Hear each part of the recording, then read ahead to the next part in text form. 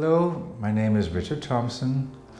I am a composer and pianist, and we're here to talk about my opera called The Mask in the Mirror, about the courtship and marriage of Paul Laurence Dunbar to Alice Ruth Moore.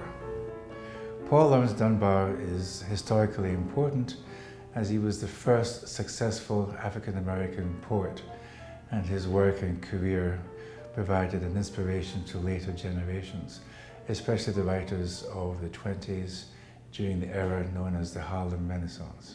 Well, actually, my first intention was just to write a short dramatic scene, something of maybe 10 minutes.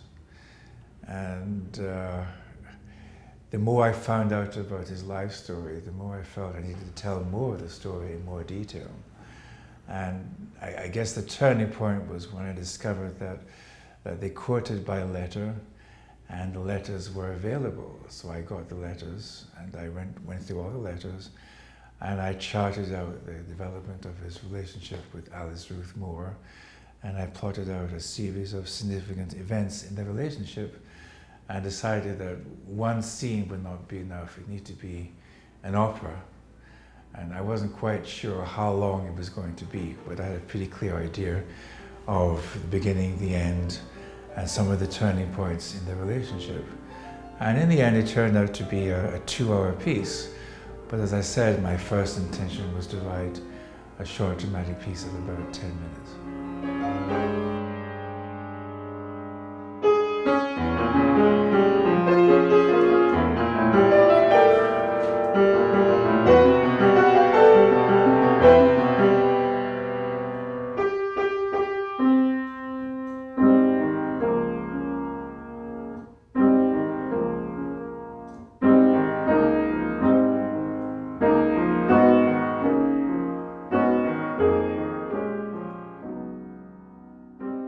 The books I read about Dunbar were slightly sketchy about all his history, but I realized it was an amazing rags to riches story. His parents were freed slaves who couldn't read, and somehow they realized that their son had a special spark. He grew up in Dayton, Ohio, so they made sure he went to a pretty good school. He actually went to school with the Wright brothers, and they collaborated on a high school student newspaper. Anyway, he graduated high school, wanted to go to college. He couldn't, really because he was black and had no money. So he worked as an elevator boy in a department store. And while riding the elevator, he wrote poems. And it's amazing to me that somebody so young, despite so many obstacles, was managed to triumph, self-published a book of poems, sell them, and then self-published a second book of poems, which attracted critical attention. And from that point, his career was launched. But looking back to his background, it would have seemed impossible. His mother scrubbed floors and took in washing just to eke out a pretty miserable existence. And in the end, he was very successful, made a lot of money, managed to buy a house for himself and his wife, and a house for his mother, all this sort of stuff. And he did very well. I would have to say that my career in music was, to a certain extent, predestined, because I probably heard music before birth. My father really loved Duke Ellington, and he'd often play his recordings. As a small boy, I got used to hearing all the well-known Ellington compositions.